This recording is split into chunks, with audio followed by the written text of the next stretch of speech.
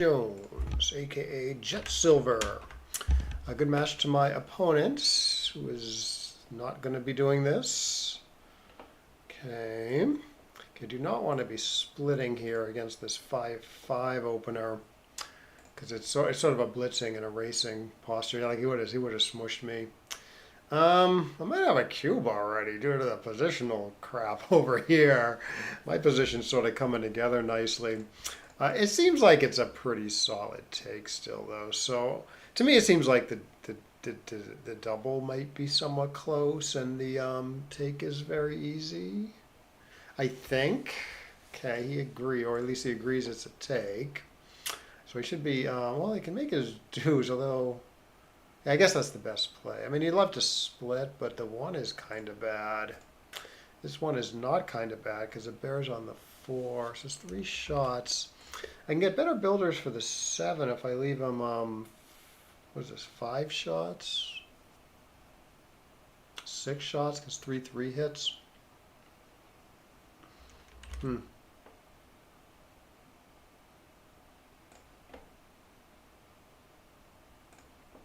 mean, it's so important to fill in the 7 that the other play could be right. All right, I assume I'm still not splitting because the 3's pretty productive on this side of the board after hitting. And I do open myself up to being batted around a little bit if I do split. All right, so I don't know now. I mean, 5 points sort of an okay place for a checker. I would love to make the 7. Might not be worth the risk, though. I would have gotten away with it. Okay.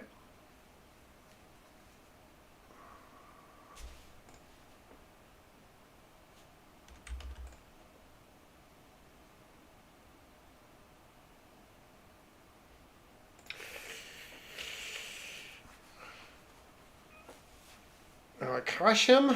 Well, I mean, I think it's this, but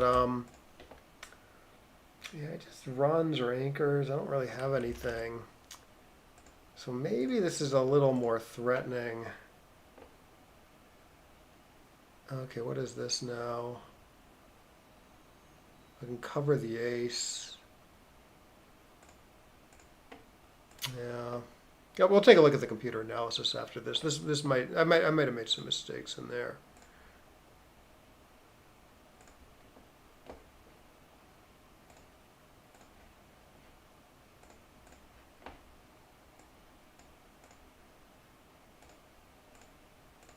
Okay, so 3-1. Well, it sort of covers the outfield a little better. Keeps the home front in better shape.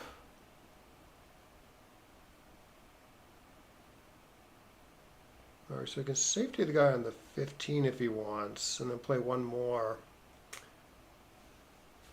Okay, just leaves 6-5, 6-6, 3 hits also. All right, this looks good, I think. Obviously, I don't like being hit with 7s, but I like keeping the home field in better shape. And he has some decent hits here. Yeah, I could reasonably cube this. I am taking, I think, just because there's all this contact. Although my boards, I mean, if I hit him, I don't necessarily win. So I think this is double take or possibly double pass at the score, where I need to be like a little careful about taking a recube.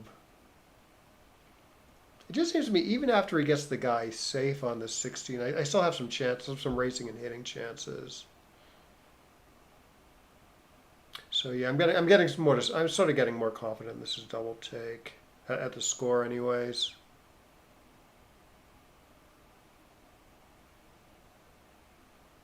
Like he can certainly lose his market just by hitting or safetying, or maybe even just getting this guy closer to home, and then I miss, right? Unless I roll like a big double here or something.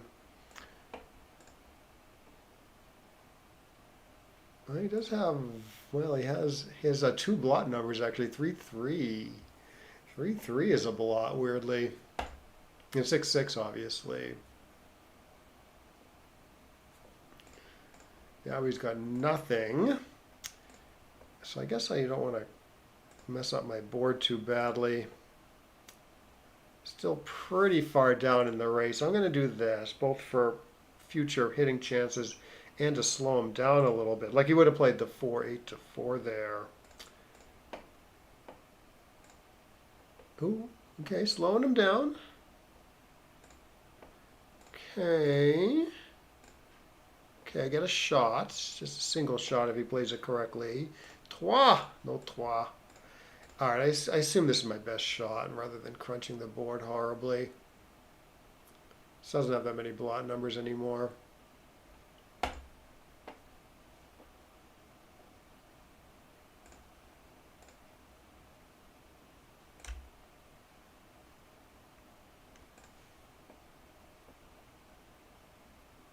Yeah, he's got a lot of slowdown due to the gaps. Yeah, that is. Yeah, you got to take a guy off there. Yeah, he's sort of thinking, oh, I can do this because I'm left with an even number of checkers, but he's just going to miss later. So yeah, he found the right to play. All right, I got more checkers off than him. Ooh, I'm gonna win. Pretty sure this is the double, but let's see. 1, 2. You have like a 4 roll. He has like a lot worse than a 4 roll, right? 1, 2, 3. No, he's got. Yeah, we're both worse than a 4 roll, I guess. Huh. 1, 2, 3, 4. 1, 2, 4. Huh. I mean, his take point's like 16, but I think I am going to lose my market pretty big after a good sequence. Like just like 6-5, 6-5 does it? Actually, maybe not. Yeah, maybe at the score I can wait a roll there. All right. Anyways, we'll take a look. He's got 5 rolls. Okay. Didn't seem like that hard a match. A well-played match for both of us. 2 and 3 according to GNU. Not that there was a lot of tough decisions or anything. Okay, so yeah, I just made one error apparently. Just the double is a little early. Okay, but let's go through this and then maybe we'll play one more. I just want to like verify that some of these decisions are right. Yeah, like you don't split here after your opponent rolls 5-5 because you want to. He's up in the race. He's got a low point in his board made, so you want to aim towards like a priming approach, a blocking approach, as opposed to like splitting and letting him attack. Like if you're new to this, if you're new to thinking in this way out of the opening, like this might look close, right? Like what's wrong with this? Isn't this like a normal looking play? But no, it's like really, really wrong here because you want to play to your strengths in the opening. If you're up in the race, you want to race. If you're down in the race, you want to usually want to hang back and try to build up a nice prime, especially when he's eager to attack you, you know. You don't want to split into the attack. So that's why you got to make some sort of build play here. Yeah, 13 to 10 is probably okay too, because the 6 point's getting a little thin. So how bad is it can't be that bad. Okay, it is pretty bad. 0.05. I guess my position just isn't really developed enough. Well, it might roll out to be a little stronger, but still probably not a double, because it went up from plus to plus plus. So that usually means it gets stronger on a rollout. Not always. It's not totally consistent.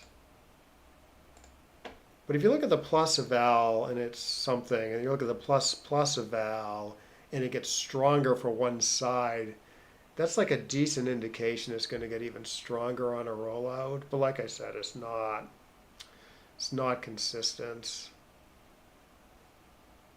So doing just a quick roll. We're not going to wait forever for the rollout to finish. We're just going to get an idea on whether it's going up or going down, you know. Yeah, it's rolling out to be a bit stronger probably. So probably that is close, very, very close. Yeah, just due to the positional stuff. I mean, he's up in the race. Board strength is equal, but I'm going to fill in my 5 point and have like this nice block against this really kind of crappy thing over here. Like, how's he going to put this position together? He rolls like a decent 4-1 here, and it's still pretty crappy. Okay, so yeah, so obviously 13 to 8 with the 5, and then I thought a little bit about this to get the great builders for the 7, but it's more shots and it's worse builders for the 4. Well, apparently 11 to 5 is second best. Just not leaving anything to shoot at. Yeah, I wouldn't do that just because making the 7 would be a major coup here. Okay, so he runs correctly, I assume. Yeah, nothing else. I hit him, and then again, splitting would be really bad. I mean, one problem with splitting is you're foregoing making the 10. But I think another problem is, even though he's up on the bar, he's sort of happy to come in and hit somewhere, even with 5s, with this blitzy structure. So you got to worry about that. You got to worry about being attacked against like the blitzy structure, even when he's up on the roof a little bit. I've noticed. Yeah. So I hit and don't leave him a million shots. I hit, and apparently I should minimize shots. Yeah, like here, I mean, after hitting with the 1, like the 6 isn't productive on my side of the board, and the computer still hates splitting with it because, well, 1, you're leaving a bunch of shots out here, but 2, he's happy to come in and hit with 1s and happy to hit with 5s. So I'm still worried about sort of being attacked on his side of the board a little bit here.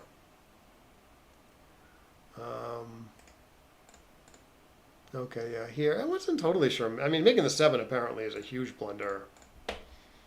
Right, it does let him back in the game with 3s and maybe a little bit 6s and 5s. So, I don't know. This did seem like it had more upside.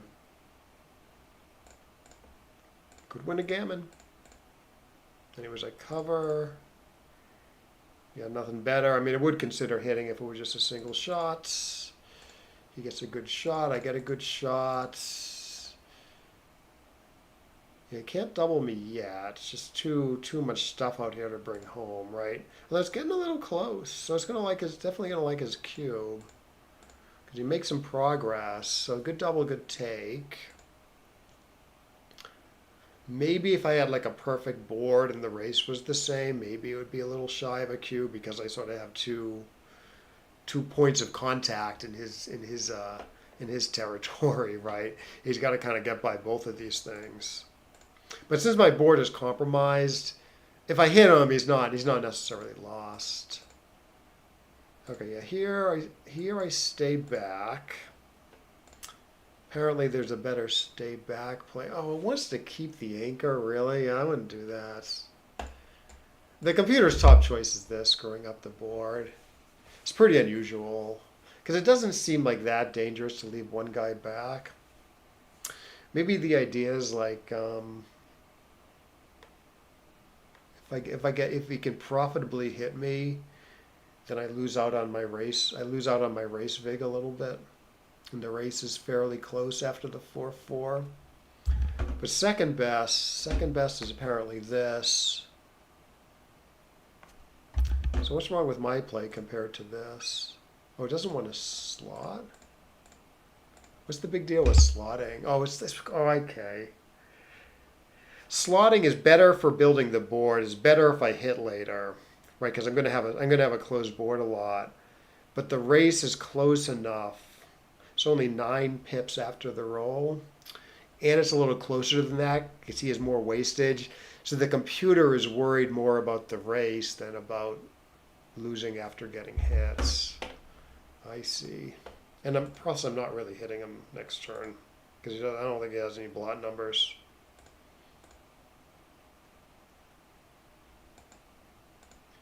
Yeah. Yeah, 12 to 7, probably something better for the race. Now I'm pretty far down. 4-4, I get close enough to make racing good, especially because I gotta break my board. Okay, that's marginal. Yeah, that's pretty close.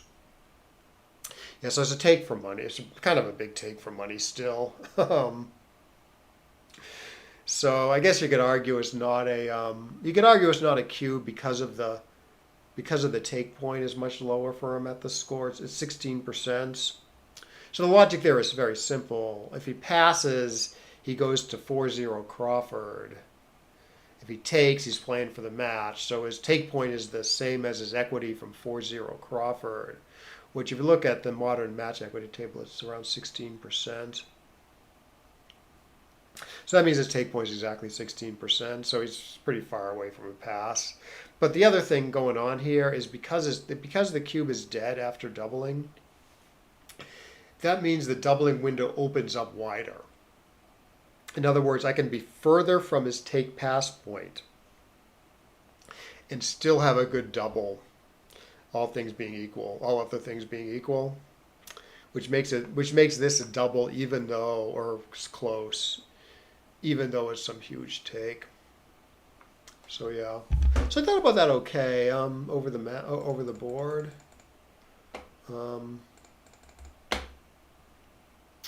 But yeah, I wasn't sure, and it's kind of good I wasn't sure because it's so close. So pretty clean match. Actually, oh, I did one error because I did the evaluation at the higher level. There we go, 0, 0, 0. Okay, let's maybe play another one here. Let's go back to Hub. See if we can get a quick match. Do we just play this? Who do we just play? We just played Simon Jones. Elijah?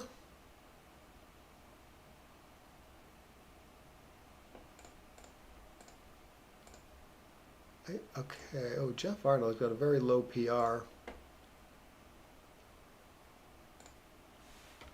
All right, this will be a 3-point match if he accepts. Hopefully he does. I don't think I played this guy before, but it looked like his PR was like minuscule. But unfortunately, he seems to be unavailable. I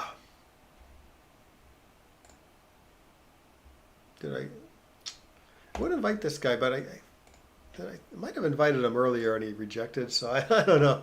I don't like to invite people like say yes, he rejected quickly. It's probably a faux pas to invite someone that just rejected you. Oh, one thing, so you guys can laugh at me. I made a stupid blunder in the daily puzzle a few days ago.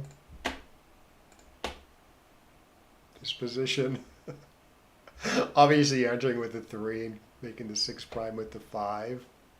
Or, I mean, that's definitely the right play. I mean, I guess you could argue. Hitting, I guess, is second best. But obviously you want the 6 prime, and then you can roll the prime forward. Somehow, even though this was a problem position, I thought I had to enter with the 5. And then I thought about the best 3.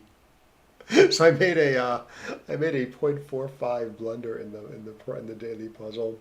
The problem was, I think that I went on I was tired, okay, but I thought my brain was working okay. I went on a really long hike during the day, a really strenuous hike. I actually went up Mount Monadnock. It was it's sort of a short hike, but it's very steep, so it took 4 or 5 hours. We took our time though with it. I went with actually another backgammon player, my friend Matt. But we took our time with it. But still, I was exhausted when I got home. But I thought I was just physically exhausted and not mentally exhausted. I felt like my brain was working okay. But maybe the fact that I was physically exhausted just meant my brain wasn't working okay, even though I kind of felt okay.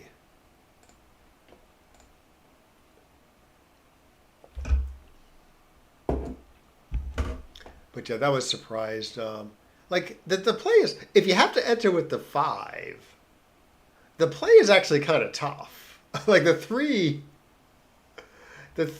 isn't obvious whether to leave the 7 point slotted or not. ultimately, I did leave it slotted, which is okay at least.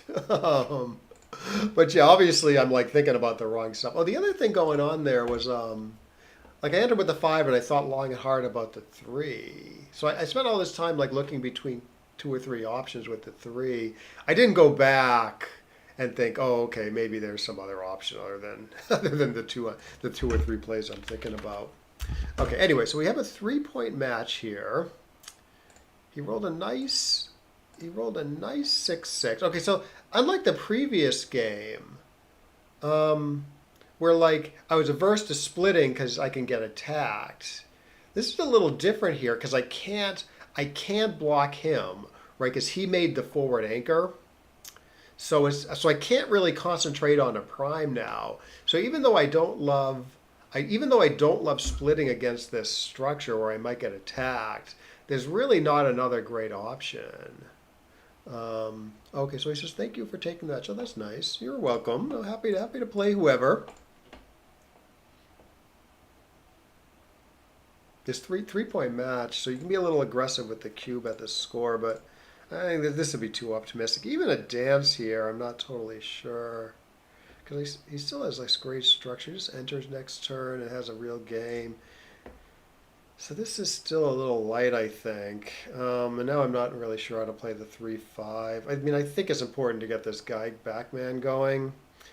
But any of the other three reasonable fives are sort of candidates, you know. I am up in the race now. So maybe I'll just sort of disengage from the back. And then think hard about Cuban a dance here.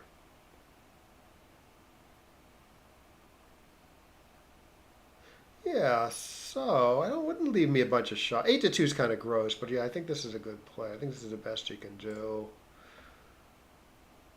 Well, it's not really a great option here. I mean, this is pretty solid. You got sixes, ones, and like a bunch of attack stuff. Although he's not really hitting with aces. It's another idea. Now he can't really attack me, and I can cube the dancer, so this is okay. I don't know, safety and slot, that could be a play too. So I'm probably not getting this one right. This looks pretty awesome. This looks like awesome structure though. Possibly acceptable risk. Possibly, given that everything's a little risky. Okay, let's try. This very well could be wrong though.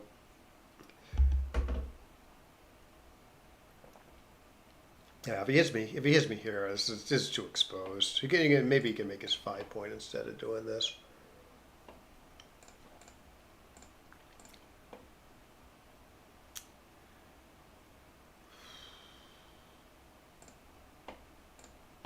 And yeah, that does probably it was so exposed. That was probably a pass. That was probably a pass actually.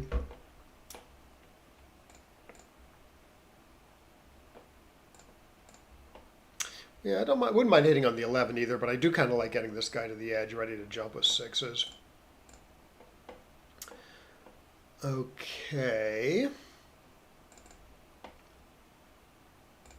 Yeah, the 3-1's pretty interesting. Maybe there. I couldn't tell. I couldn't really weigh the factors that well. I'm hoping that means it was somewhat close. Somewhat.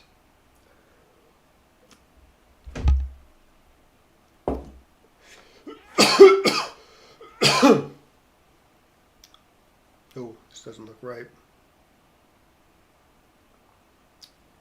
Yeah, maybe she may be making the 5 and hitting here. Oh, actually, his play's okay. His play's not as bad as I was thinking.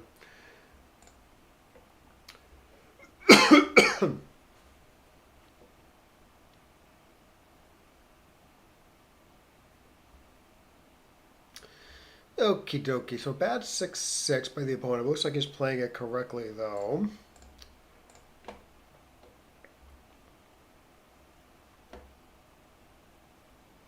I think he's supposed to run here all the way so as not to crunch his board. So that's a good play. He's finding some decent plays.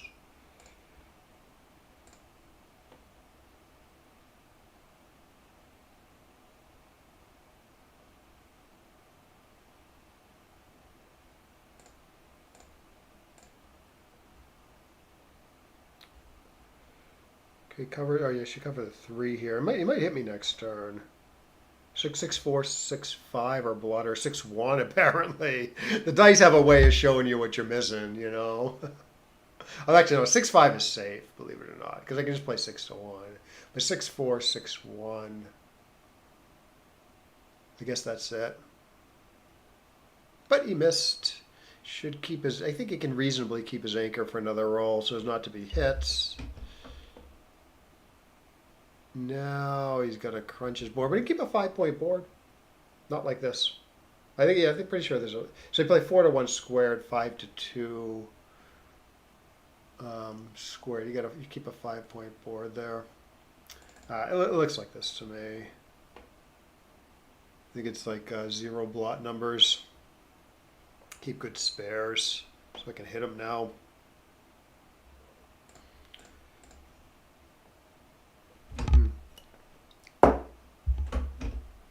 Oh, nice. Can I gammon him? Possibly. Dan's 3-3. Rip 4 with 3-3 here. Bah. See if he gets this. Had good technique there. I guess this. Although this is probably close stuff here. This is fine. Looks like I'm going to gammon him. Oh, actually, he made a good play there because he gets 5-5 here. Oh, he just resigned. He could have rolled and tried to roll 5-5, 6-6.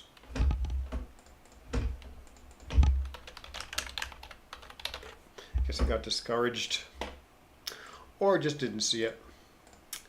Okay, so let's take a look. The play I'm curious about is the 3-1. I think I probably got that one wrong, given the PR.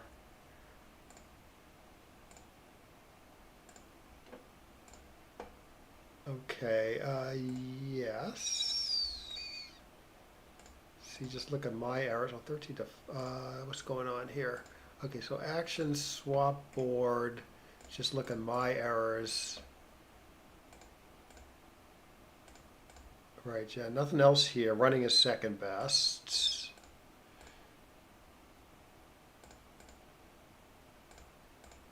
Yeah, I'm far from a cube here, I assume. Very far. Still far from a cube. Oh, 5-3. 20 to 15, 13, 10. Okay, I thought I needed to get the Backgammon going, but apparently the computer's top choice is this, duplicating hitting 3s. So what's the computer's point? The computer's point is that guy isn't super stuck back there. And it's a little bit of an asset because he can't come in and play behind me with like a 1-5 or something. Or I don't know. I'm not seeing that many numbers. 2-4, say. He's got to leave a shot with 2-4 if you make the computers play, for instance, right? Whereas if you make my play, he can, well, he's hitting with 2-4, but he also, with awkward numbers, he has the option to go behind me, you know. And then apparently, even if you step up, you want to move the front guy for some reason. That might have to do with how individual numbers play, but also maybe it's actually hanging back a little bit also to cover more of the inner board. Interesting. So what about 24 to 21, 13 to 8? How bad is that? It's somewhat worse than my play because it does. I guess it does want to disengage a little bit from the back. Yeah, that's a tough play. That's a tough play. No, it does like this play. Good. And his stuff is fairly close. I mean, 0.03, 0.0 whatever. I mean, that's a real error, but the plays are so different that the plays are so different that I consider this quite 0.03 quite close. It's hard to like I said, it's hard to evaluate the various factors. So like this is a very different play than this, right? which is a very different play than this. But they're all fairly the arguments are all fairly close to they add up to like fairly fairly close arguments there. Yeah, I mean I did this because it's okay. I'm exposed everywhere, all over the board. I'm exposed, but I outboard him so heavily that it's going to be really hard for him to take advantage. So we saw what happened. I mean, he rolled like a hitting number, which he shouldn't even hit with. And I got him immediately like I'm too good to double probably. And I'm kind of cheating a little bit because I'm seeing that it's an error to cube. Um, and it's certainly good enough, right? It's certainly not good enough. But yeah, it's so powerful. He's so exposed to being batted around um, that the computer thinks it's like too good to double after his play. I mean, he should probably make the 5 point or whatever, and then he can take. Yeah, well, the computer wants to do this, and then I probably still have a cube at the score because it's. I mean, I'm not hugely winning, but it's very volatile, right? Any hit dance sequence, it's huge. Um, but yeah, he's in terrible gammon danger with all these shots and blots around the board. Um, so in practice, someone who makes this play probably isn't passing, right? Because they're sort of jumping at the hit. They think the hit's a good thing. And so they're probably taken after hitting. So in practice, you probably want to cube this bad play. If I thought about it, I didn't really think about it that much. It did occur to me it might be too good after he took. I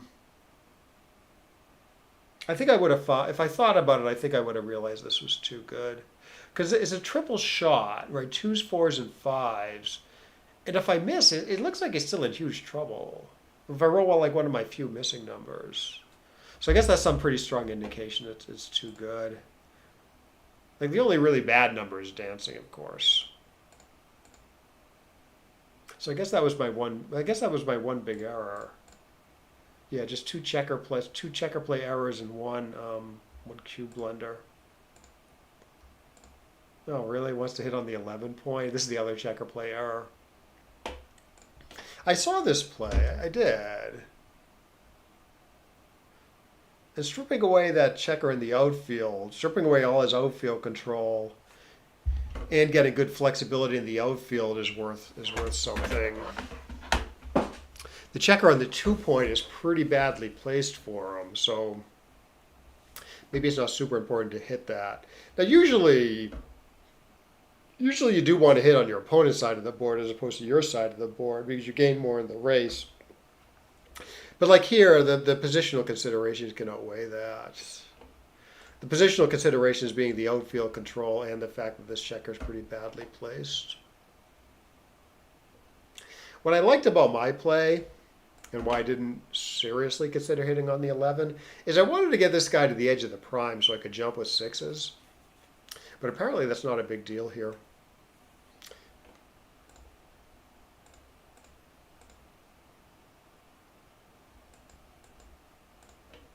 Fine. Computer slightly prefers this, I guess, to put more pressure on the 11 point to this play, which is a little easier to bring home. But it's very close. 4-4, bringing it home. What should I do with the 3-3? I wasn't sure about this. Okay, I should actively try to contain the back checker. Obviously, make the 5, hit on the 3, and then find one more. That's what the computer wants to do, pretty reasonably. Because I got one man back, desperate to escape the guy. You can kind of take an active approach to like containing that guy by hitting him, and you got a plausible counter prime chance here. But better for counter priming. No, that doesn't look good either because the guys are stacked on the 10.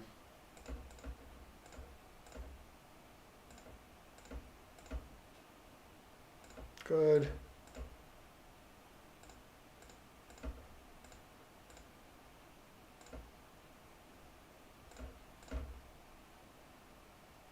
He might have just overlooked this idea. Keeping the 4-point board versus 5-point board. Now, I know this is a great 5-point board because he often has to give it up next turn. Okay, yeah, this was a cute play with the 5-1. Okay, the computer likes it. Yeah, first impulse was maybe this. It's a lot shoddier, both short term and long term than this, though. I think. The benefit to this play, which is ripping a guy. Sorry, let me use the arrow notation. Benefit to this play is it keeps him blocked a little better. Like he can't run on 3s now, on certain 3s, like a 3-4, like he can after my play.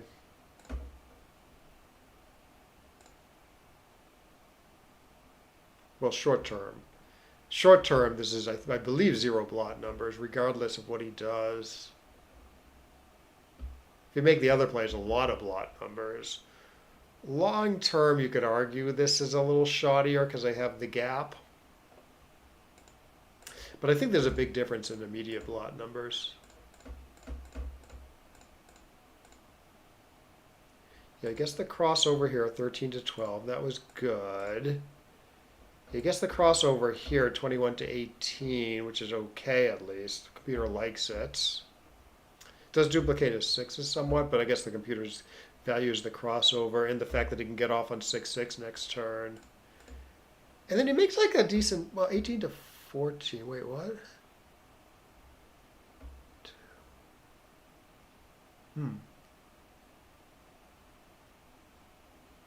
If I'm rolling a set, he wants to do his play because he gets off on 5-5 next turn. If I roll a set in the next 2 turns, he wants this. It doesn't get off on 5-5 next turn. Oh, it gets off. Oh, I see. It gets off on 4-4. But the other, let's see, 1, 2, 3, 4. Oh, this doesn't get off on 4-4. That's what I'm missing. I see. So one of them gets off on 5-5. One of them gets off on 4-4. And the computer's saying that this is better for getting off in 2 rolls than this for some esoteric reason. On 4 play anyways. It's probably right. Gotcha. Well, this decision, I mean, this decision comes up sometimes, I think. I mean, I'm sure I've seen this before. So it might be, I mean, if you can remember this, it might come up at some point. It's better to be on the 14 and the 12 than the 15 and the 11, despite the 5-5 thing next turn.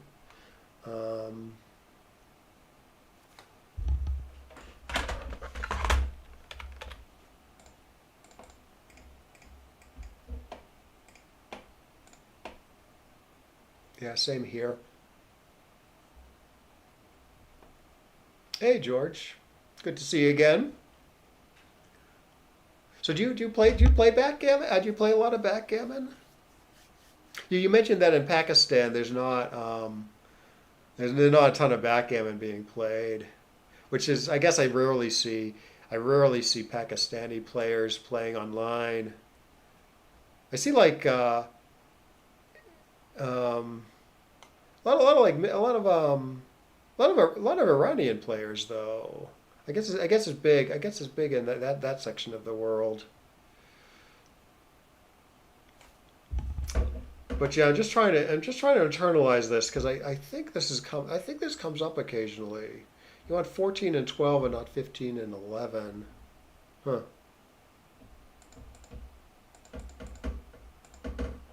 Yeah. Anyways, so I'm actually going to sign off now. I just played a couple matches, but you can go back and watch the videos if you just signed on. But yeah. Anyways, hope you got something out of this. Yeah, feel free to leave a comment or a question down below in the comments, and I will see you next time. Oh yeah. Anyways, okay, take it easy.